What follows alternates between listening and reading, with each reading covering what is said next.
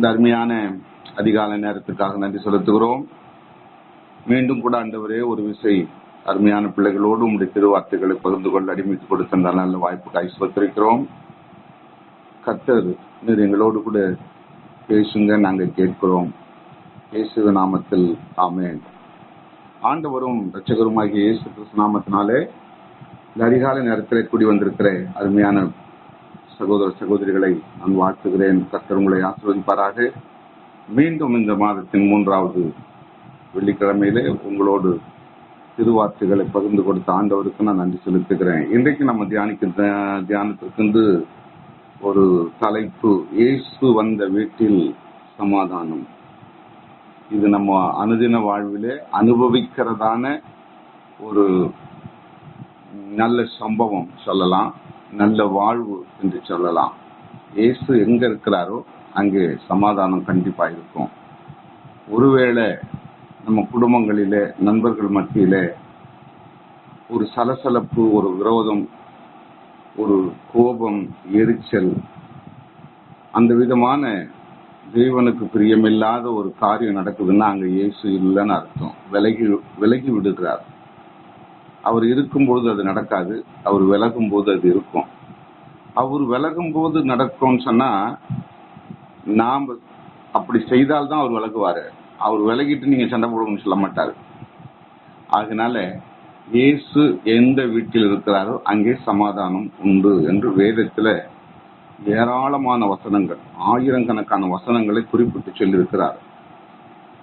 குறிப்பாக லூக்கா எழுதின சுவிசேஷம் 19வது அதிகாரத்தை நம்ம வாசிக்கிற பொழுது முதற் பகுதியில சகேயு என்கிறதான ஒரு மனிதன் இருந்தார். அவர் அரசாங்கத்துக்கு வரி வசூலித்து கொடுத்து அவரும் தன்னுடைய வாழ்வுக்கு ஏற்ற பணத்தை சம்பாதித்துக் கொள்வார். தவறான வழிகளிலே, அரசாங்கத்துக்கு தெரியாமல், பொதுமக்களுக்கும் தெரியாமல், நடுவில் ஒரு ஏஜென்ட் போல வாங்குகிற வரியோட கூட அநியாயமான பணமும் வாங்கி அதுல ஒரு பகுதி அரசாங்கத்தை கட்டிட்டு ஒரு பகுதியை இவர் வைத்துக் கொள்வார். இந்த விதமா அவர் போகும்போது பல மக்கள் அவரை, இவன் பாவியான மனுஷன், அவரை பார்க்கும் போது என்ன பண்ணுவாங்க எல்லாரும், இவன் கடவுளுக்கு பிரியமில்லாதவன், பாவி என்று சொல்லக்கூடிய, பகிங்கரப்படுத்தக்கூடிய அளவுக்கு அந்த சகேயுனுடைய வாழ்க்கை இருந்தது. ஒரு நாள் ஆண்டவராக இயேசு கிறிஸ்து பரிவாரங்களோடு, அவருடைய சீஷர்கள் மற்ற திரளான மக்களோடு கடந்து போகிற பொழுது அவரை இயேசு கிறிஸ்துவை பார்க்க வேண்டும் என்று சொல்லி அவர் வேகமா ஓடி ஒரு அத்தி மரத்தில் ஏறி மேலிருந்து பார்க்கும்படி கடந்து போகிறார். அப்படிப்பட்ட நிலையில் அத்தி மரத்துக்கு ஆண்டவராக இயேசு கிறிஸ்து வந்த பொழுது 5வது வசனத்துல அவர் அண்ணாந்து பார்த்து, சகேயுவே, நீ சீக்கிரமாய் இறங்கி வா, நான் இன்றைக்கு உன்னுடைய வீட்டிலே தங்க வேண்டும் என்று சொல்லுகிறார். இந்த சம்பவத்தை நம்ம பலமுறை வாசித்திருக்கிறோம். அநேக தேவ பிள்ளைகள் பேச கேட்டிருக்கிறோம். இதுல உள்ள ரகசியம் என்ன? சகேயு என்பவரை ஏன் அவர் வந்து பார்க்கணும், ஏன் அழைக்கணும்? இந்த இஸ்ரவேல் மக்களே எல்லாரும் அவனை பாவி என்று ஒதுக்கினார்கள். அவன் வீட்டுக்கு வருவதை விரும்புவதில்லை. ஒருவேளை வந்தா கூட வெளியில நிக்க வைத்து அவன் என்ன அரசாங்கத்துக்கு வரி வசூலிக்க அந்த பணத்தை கொடுத்து அனுப்பிடுவான். அந்த விதமா முகசுழிக்கக்கூடிய நிலைக்கு மக்கள் எல்லாம் அவரை குறித்து முகசுழிப்பாங்க. அந்த அளவுக்கு ஒரு பாவியான மனுஷன் என்று பெயர் பெற்றவராய் இருந்தார் அந்த சகேயு. அப்படிப்பட்ட நிலையில தான் அந்த பாவியான மனுஷனை அந்த தேசமே, அந்த மக்களை வெறுத்தாலும் ஆண்டவராகிய இயேசு கிறிஸ்து தேடி போய் அந்த மனிதன் இருந்த இடத்துல அண்ணாந்து பார்த்து கீழே சீக்கிரமா இறங்கி வாழ்றாரு. அந்த உச்சரிப்பு தான் ரொம்ப முக்கியம். சீக்கிரமா இறங்கி வா, இன்றைக்கு நான் உன்னுடைய வீட்டுல தங்க வேண்டும். அப்ப ஆண்டவர் இயேசு கிறிஸ்து யாரை தேடி இந்த உலகத்துக்கு வந்தார்? ஏன் அவர் மனுஷ பிறவி எடுத்தார்? அவர் மனுஷனாக வந்ததனுடைய நோக்கம் என்னன்னா, பாவிகளை ரட்சிக்கவே கிறிஸ்து இயேசு உலகத்தில் வந்தார் என்கிற வேத வசனம் நிறைவேறுகிறது. அவர் பாவியான மனுஷர்களை தான் தேடி வந்தார். ஐஸ்வர்யம் உள்ளவனுக்கு அவர் வரல. நோயாளிகளுக்கு தான், பிணியாளிகளுக்கு தான் வைத்தியன் வேண்டும் சொல்லி அழகா தெளிவுபடுத்திருக்கிறார். சுகம் உள்ளவனுக்கு தேவையில்லை வைத்தியர்கள், டாக்டர் தேவையில்லை. அந்த வகையில பாக்குற பொழுது பாவிகளை தேடி வந்தார். அன்றைக்கு சகேயுவை தேடி வந்த இயேசு கிறிஸ்து இன்றைக்கு உங்களையும் என்னையும் தேடி வருகிறார், தேடி வந்தார். அநேக வேளைகளில நம்ம விட்டு அவர் விலகி போகிறார். நாம் அவரு விலகல, நம்ம விலக்கிடுறோம் அவரை பல நேரங்களில, பல சம்பவங்களில. ஆனா இந்த சகோதரி வீட்டுக்கு அவர் வந்த உடனே அங்க ஒரு பெரிய மகிழ்ச்சி ஏற்படுகிறது, ஒரு பெரிய சமாதானம் ஏற்படுகிறது. எல்லாரும் தன் கண்களை உயர்த்தி ஆச்சரியப்படுறாங்க. அந்த 6வது வசனம் சொல்லுது, கவனிங்க. அவர் சீக்கிரமா இறங்கி சந்தோஷத்தோடு அவரை அழைத்து கொண்டு சகோதரி கடந்து போனார். சீக்கிரமா அவர் சொன்ன உடனே இந்த வார்த்தைக்கு கீழ்ப்படிந்து உடனே இறங்குறாரு. 8வது வசனத்தில் சொல்லப்படுவது, அதாவது லூக்கா எழுதின சுவிசேஷம் 19வது அதிகாரத்தை நான் சொல்லிட்டு இருக்கிறேன். சகோதரி நின்று, அங்க கவனிக்கணும், சகோதரி நின்று அவர்கிட்ட, சகோதரிகிட்ட இயேசு கிறிஸ்து, நீ இப்படி வட்டி வாங்குறியாமே, மக்கள் எல்லாம் ஏமாற்றப்பட்டாங்களாமே, நீ இவ்வளவு பணத்தை சம்பாதிச்சிருக்கிறியே, அரசாங்கத்துக்கும் தெரியாத மக்களுக்கும் நீ கொள்ளையடிச்சிருக்கிறேன்னு சொல்லி எந்த வார்த்தையும் அவரிடத்துல அவர் பேசவில்லை. சகோதரியிடத்துல ஆண்டவர் பேசல. மக்கள் முறுமுறுத்தாங்களே தவிர ஆண்டவர் எதுவுமே அவரை பத்தி சொல்லல. அவர் கீழே இறங்கி வராரு, உடனே அழைத்து கொண்டு போறார் தன்னுடைய வீட்டுக்கு.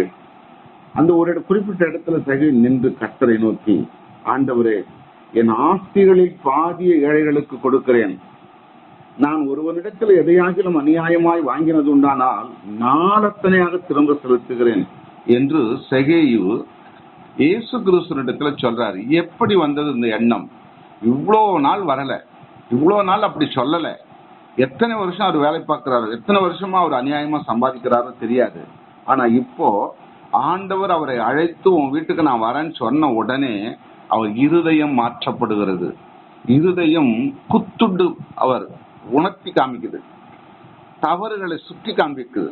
அவர் ஒண்ணுமே பேசல இயேசு கிறிஸ்து. அந்த சுத்தி இருந்த மக்களும் ஏதாவது அவர் சொன்னதாக அதுல குறிப்பிடப்படவில்லை. ஆனா உள்மனசாட்சி, தன்னைத்தானே தற்பரிசோதனை செய்யக்கூடிய அந்த நிலைப்பாடு அந்த சகோதரிக்கு வந்து விட்டது.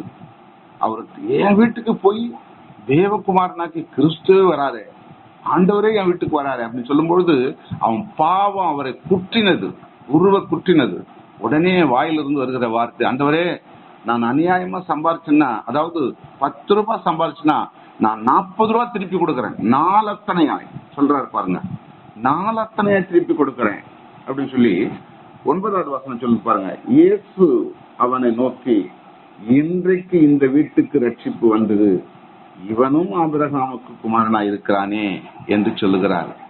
அவர் உணர்த்தப்பட்டு மனசாட்சி குத்தப்பட்டு அந்த உள்ளுணர்வோடு தன் பாவங்களை அறிக்கையிட்டு அவன் உள்ள ஒட்டஞ்சு அந்த ஆண்டவர் பார்த்த உடனே, அவர் வார்த்தையை கேட்ட உடனே, உன் வீட்டுக்கு வரேன்னு அவர் சொன்ன உடனே அவன் உள்ள ஒட்டைந்து தன் பாவத்தை எல்லாம் அறிக்கையிட்டு இருக்கலாம். அந்த இடத்துல, ஆண்டவரே, நான் எவ்வளோ பெரிய பாவி, இந்த தேசத்தில் உள்ள மக்கள் எல்லாம் நான் வரி வசூலிக்கிற பொழுது, அவங்கள சந்திக்கிற பொழுது, வழியில போகும்போது வரும்பொழுது, எங்கேயாவது என்ன கடைத்தெருவில் பார்க்கும்பொழுது இந்த மக்கள்லாம் என்னை முகசுழிச்சு தள்ளி போயிடுவாங்க, என்கிட்ட பேச கூட மாட்டாங்க, என்னை தொட மாட்டாங்க, என்ன ஒரு ஒரு ஒரு குஷ்டரோகி நோயாளியை பார்ப்பது போல முகசுழிப்பாங்க.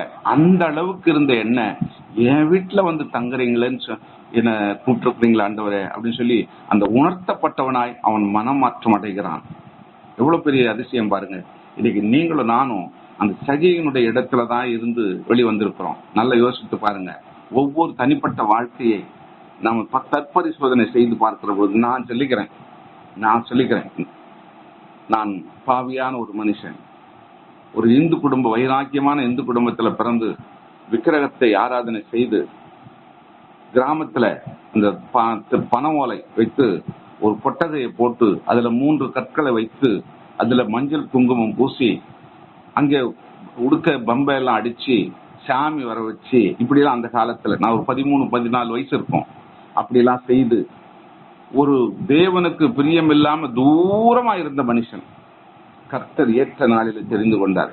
23 வயதுல அழைத்தார், பேர் சொல்லி அழைத்து என்னை தெரிந்து கொண்டார். எந்த கிராமத்துல பனை ஓலையை வைத்து கோயில் கட்டி நான் கும்பிட்டனோ அதே இடத்துல ஒரு பெரிய ஆலயத்தை கட்டி அநேக மக்களை அதில் கொண்டு வந்து ஆராதனை நடந்து கொண்டிருக்கிறது இன்னைக்கு. இது எப்படி சாத்தியம்? என்னுடைய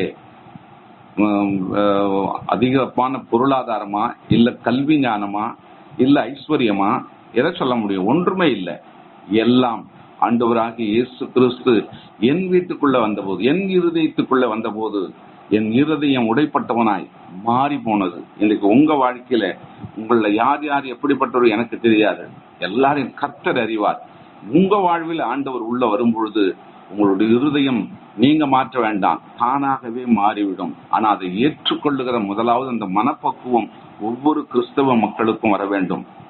அந்த சகேயனுடைய இருதயம் மாற்றப்பட்டது காரணம் இயேசு அவர் உள்ளே வந்தார். அந்த உள்ளே வருவதற்கு நாம் இடம் கொடுக்கணும். ஆண்டவராகிய இயேசு கிறிஸ்து வெளிப்படுத்தின விசேஷம் 3வது அதிகாரம் 20வது வசனத்தில் சொல்லுகிறார், இதோ வாசற்படியில நின்று தட்டுகிறேன், ஒருவனின் சத்தத்தை கேட்டு கதவை திறந்தால் நான் உள்ளே பிரவேசித்து அவனோடு கூட போஜனம் பண்ணுவேன், சாப்பிடுவேன், அவங்களோட சேர்ந்து நான் சாப்பிடுவேன் அப்படின்றார். நல்ல கவனித்து பாருங்க இந்த வசனங்கள் எல்லாம். வெளிப்படுத்தின விஷயத்துல சொல்றார் அழகா. அப்போ ஒரு கதவை தட்டி கொண்டிருக்கிறார். எத்தனையோ கதவுகள் மூடப்பட்டிருக்கிறது இன்னைக்கு. கதவுன்னு சொன்னா ஒருவேளை எல்லாருக்கும் தெரியும், ஏதோ 1-2 பேரு தெரியாதவங்க கூட வீட்டு கதவு தட்டுகிறார் சொன்னா நம்முடைய இருதயத்தின் கதவை தட்டுகிறார். மகனே, மகளே, குழந்தையே, நீ செய்கிறது தவறு, நீ பாவத்துல உழண்டு கொண்டிருக்கிற, பகட்டான வாழ்க்கையில நீ உழண்டு கொண்டிருக்கிற, நீ செய்கிறது என்னதென்று உனக்கு தெரியல, அதை விட்டு வெளியே வா, உன்னுடைய இருதயம் என்கிற கதவை எனக்கு திறந்து கொடு, நான் உன் இருதயத்துக்குள்ளே வருகிற பொழுது உன் வாழ்க்கை சுபிட்சமா இருக்கும், தரித்திரம் உன்னிடத்தில் இருக்காது, ஆடம்பரம் உன்னிடத்தில் இருக்காது, அன்பு உன்னிடத்துல குடிக்கொண்டிருக்கும் என்று சொல்லி ஆண்டவர் நம்மை எதிர்பார்த்து கொண்டிருக்கிறார். அநேக வேளைகளில் நம்ம தவறுகிறோம். கிறிஸ்தவர்கள் என்று சொல்லிக்கொண்டு கிறிஸ்துவுக்கு பிடிக்காத காரியங்களை பேசுகிறோம், செய்கிறோம், பார்க்கிறோம். எல்லா காரியத்திலும் நம்ம தவறி விடுகிறோம். ஆண்டவர் சொல்லுகிறது அதுதான். பாருங்க, யோவான் சுவிசேஷத்துல 11வது அதிகாரத்துல 1-2 வசனங்களை வாசித்து பார்க்கும் பொழுது, இயேசு அந்த மரித்து போன லாசருவை உயிரோடு எழுப்பினார் அல்லவா, அவருடைய வீட்டுக்கு அவர் கடந்து போகிறார். அங்க போய் அவங்க வீட்டுல தங்குறாரு. ஏன்னா அந்த மார்த்தாளும் மரியாளும் லாசருவும் 3 பேர், அவங்க அக்கா, தங்கச்சி, தம்பி, இந்த 3 பேரும் தங்கி இருக்கிற அந்த இடத்துல இயேசு கிறிஸ்து போய் தங்குவதற்கு அங்க கடந்து போகிறார். அங்க இரவு விருந்து செய்யறாங்க அவருக்கு. அப்ப விருந்து செய்கிற பொழுது அங்க லாசருவும் அவங்களோட இருக்கிறார். அவர் ஏற்கனவே செத்து போய் 4 நாள் ஆகி உயிரோடு எழுப்பப்பட்டவர். அவரு நீங்க வேதத்தை ஆராய்ந்து பாத்தீங்கன்னா 12ஆம் வசனத்துல 12ஆம் அதிகாரத்துல அவரை தெளிவா சொல்லப்பட்டிருக்கும். 11வது அதிகாரத்தை பத்தி நான் சொல்லிட்டு இருக்கிறேன். அப்போ அந்த வீட்டுல அவர் போய் தங்கின பிறகுதான் அந்த குடும்பத்துக்கு மிகுந்த மகிழ்ச்சி. அந்த தேசமே எல்லாரும் ஆச்சரியப்படக்கூடிய அளவுக்கு மரித்து போன அந்த கல்லறை தோட்டத்துல வைத்து 4 நாள் ஆயிடுச்சு. கூட பிறந்த அக்கா சொல்றாங்க, ஐயோ அந்த கல்லை எடுத்து போட்டா நாரம், ஏன்னா அவன் செத்து போய் 4 நாள் ஆயிடுச்சுன்னு சொல்றாங்க. ஆனா நீ விசுவாசித்தால் தேவனுடைய மகிமையை காண்பாய், அதனால அந்த கல்லை புரட்டி போடுங்கன்னு சொல்றாரு ஆண்டவர். அப்ப புரட்டி போட்டவனே லாசரு வெளியேவான்னு சொல்லி சத்தம் போட்டு அழைக்கிறார். அவர் லாசரு வெளியே வருகிறார். இது பெரிய அற்புதம். அந்த தேசம் முழுவதும், அந்த நாடு முழுவதும், அந்த ரோமபட்டணம் முழுவதும் அறியப்படுகிறது. ஆச்சரியப்படுகிறாங்க, எப்படி இது சாத்தியம்? அப்ப இயேசு எங்கே வராரோ அங்கே சமாதானமும் அற்புதமும் அடையாளமும் ஆசீர்வாதமும் நிரம்பியிருக்கிறது என்பதை இதன் மூலமா நம்ம அறிந்து கொள்ள முடிகிறது. எல்லாரும் சொன்னாங்க, இது எப்படி சாத்தியம்? ஆனால் சாத்தியம் இல்லாததை அவர் சாத்தியமாய் மாற்றி சமாதானப்படுத்துகிற தேவனாய் இருக்கிறார். நம்ம குடும்பத்துல கூட பாருங்க, எத்தனை விதத்துல வியாதியில, கஷ்டத்தில, பாடுகளின் மத்தியில கடந்து போனாலும் இயேசுவே என்று அழைக்கிற பொழுது அந்த குரல், அந்த ஏக்கம், அந்த தாழ்மை உள்ள குணம், நம்மளுடைய குரல் ஆண்டவரை நோக்கி சொல்லுகிற பொழுது அங்க அற்புதம் நடக்குது. நம்ம வாழ்க்கையில எத்தனை முறை அனுபவிச்சிருக்கிறோம். நான் அனுபவிச்சிருக்கிறேன், நான் அதை ருசித்திருக்கிறேன். இன்றைக்கு லாசருக்கு செய்தது நமக்கு செய்யாத இருக்க மாட்டார். அவருக்கு ராவிருந்து செய்து அங்க அவரை உபசரிக்கிறாங்க. உபசரிச்சாருன்னா அவர் சாப்பிட்டு அங்க படுத்திருப்பாரா? இல்ல, அவங்களுக்கு எல்லாம் போதனை பண்றாரு. அந்த குடும்பத்தோட உட்காந்து இரவு நேரத்துல போதனை பண்றாரு. நீங்க யோவான் 20வது அதிகாரம் 19, 21, 26 வசனங்கள் எல்லாம் வாசித்து பாத்தீங்கன்னா அங்க பல சம்பவங்களை சொல்லப்பட்டிருக்கும். யோவான் 20 19 22 வரைக்கும் வாசிக்கும் பொழுது அங்க ஒரு சம்பவத்தை நமக்கு சொல்லி கொடுக்கிறார். நான் வாசிக்கிறேன். 20வது அதிகாரத்துல 19வது வசனம் வாசிக்கிறேன். வாரத்தின் முதல் நாளாகிய அன்றைய சாயங்கால வேளையில சீஷர்கள் கூடியிருந்த இடத்தில் யூதர்களுக்கு பயந்தன கதவுகள் பூட்டிருக்கையில் இயேசு வந்து நடுவே நின்று உங்களுக்கு சமாதானம் என்கிறார். இது இயேசு கிறிஸ்து மரித்து உயிர்த்தெழுந்த பிறகு நடக்கிற ஒரு சம்பவம். அவர் உயிரோடு இருந்த நாட்களிலே நடந்த சம்பவங்கள் ஏராளம். நான் 1-2 தான் உங்களுக்கு சொல்லியிருக்கிறேன். அவர் மரித்து விட்டார், இப்ப கல்லறையில வச்சுட்டாங்க, 3வது நாள் உயிரோடு எழுந்துறார். எழுந்த பிறகு அவர் செய்கிற சம்பவம். அவர் சீஷர்கள் கூடியிருந்த வீட்டுக்கு வருகிற பொழுது கதவுகள் பூட்டப்பட்டிருக்கிறது, ஆனா இயேசு உள்ளே வருகிறார். இது எப்படி? அதுதான் ஆண்டவருடைய அற்புதம். அவர் உள்ளே வந்த பிறகு அவர்கள் எல்லாம் பயப்படுறாங்க, திகைக்கிறாங்க. அப்போ உங்களுக்கு சமாதானம். முதல் வார்த்தை சொல்லக்கூடியது சமாதானம். இந்த சமாதானம் கிடைக்காதபடி இன்னைக்கு தேசம் முழுவதும் எவ்வளவு கோடி மக்கள் புலம்பிக் கொண்டிருக்கிறாங்க தெரியுமா? நிறைய பணம் இருக்கும், நல்ல வசதி இருக்கும், ஆடம்பரமான வாழ்வு இருக்கும். நேற்று கூட ஒரு காணொளியில நான் ஒரு சம்பவத்தை நான் கண்டேன், அதுல சொல்ல கேட்டேன். கோடான கோடி பணம் இருக்கிறது, அந்த உலகத்துக்கே பெரிய பெரிய நாடுகளுக்கு கடன் கொடுக்கக்கூடிய அளவுக்கு பணம் இருந்த ஒரு கோட்டீஸ்வரன் ரகசிய அறை ஒன்று வைத்து அதுல வைத்திருக்கிறார். அந்த ரகசிய அறை இருக்கிறது அவருக்கு மட்டும்தான் தெரியும், வேற யாருக்கும் தெரியாது. தன்னுடைய வீட்டில் உள்ள மனைவி பிள்ளைகள் கூட தெரியாது. அந்த ரகசிய அறையில போவதும் வருவதும், அந்த கதவு கூட வெளியில போய் தோட்டத்தில் இருக்கிற ஒரு ஸ்லாப், ஒரு சிமெண்ட் ஸ்லாப் எடுத்துட்டு அது வழியா போவாரு, யாருக்கும் தெரியாது, திரும்ப வந்துருவாரு. அப்படிதான் ஒரு நாள் அப்படி போயிட்டு அது உள்ள திரும்ப வர முடியாதபடி அந்த கதவு அடைப்பட்டு விட்டது, லாக் ஆயிடுச்சு. உள்ள வெளியே வரத்துக்கு முடியாம சத்தம் போடுறாரு, என்னென்னமோ முயற்சி எடுக்கிறாரு, வெளியே வர முடியல. உள்ளே கடந்து அவர் மரித்து போகிறார், சாப்பிட்றதுக்கு இல்ல. ஆனா அந்த அறைக்குள்ள எல்லாம் பணமும் அவர் நினைக்காத காரியங்கள் எல்லாம் அது உள்ள இருக்குது. எல்லாம் ஏராளமான பணம், அதுல எண்ணிக்கையில அடங்காத பணம், கோல்டு, வைரங்கள், எல்லா பொக்கிஷங்களும் இருக்குது. ஆனா சாப்பாடு இல்லை அவருக்கு.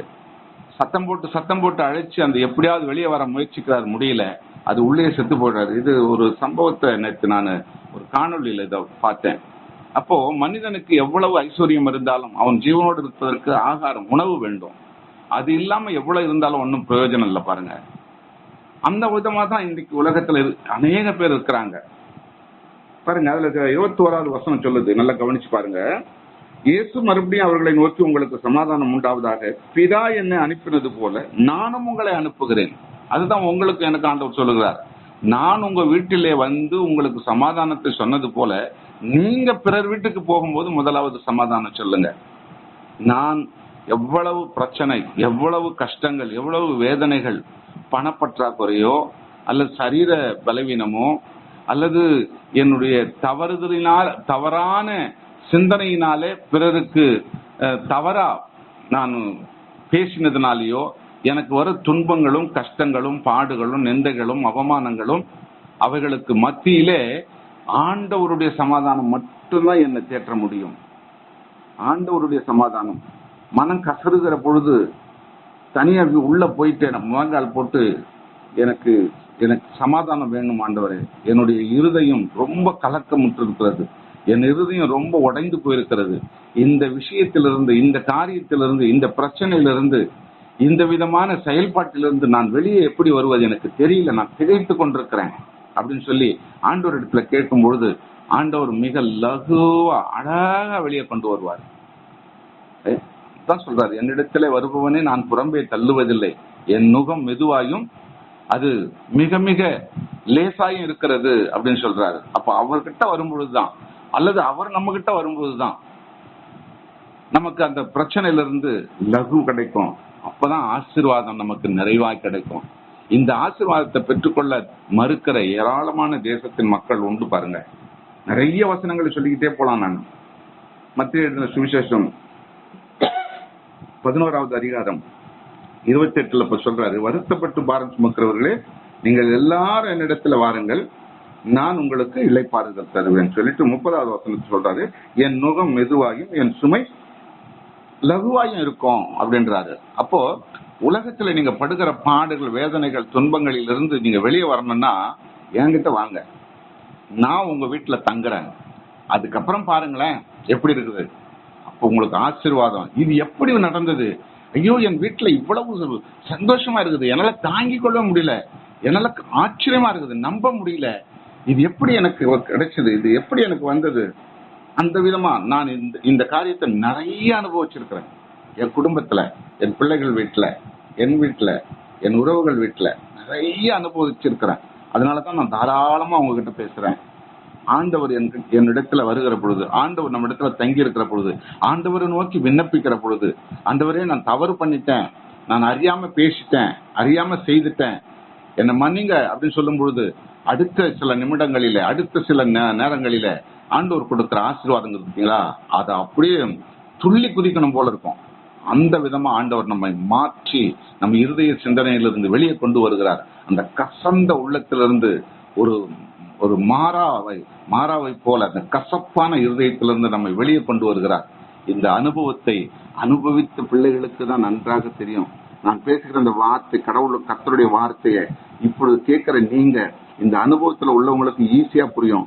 இல்லாதவங்களுக்கு இப்படி நடக்குமா அப்படின்னு என்ன தோணும், இப்படியும் செய்யணுமா அப்படின்னு கூட சில தோணலாம். எப்படி இருந்தாலும் இயேசு நமக்குள்ளே வருகிற பொழுது, என் இருதயத்துக்குள்ளே வருகிற பொழுது, என் வீட்டுக்குள்ளே வருகிற பொழுது, அவர் வசனத்தின் மூலமா என்னோட பேசும் பொழுது, அங்க இருக்கிற சமாதானமும் சந்தோஷமும் எந்த மனிதனாலே நமக்கு கொடுக்க முடியாது. ஆகவே இந்த வார்த்தையோடு இந்த உலகத்துக்குள்ள கடந்து போவோம்.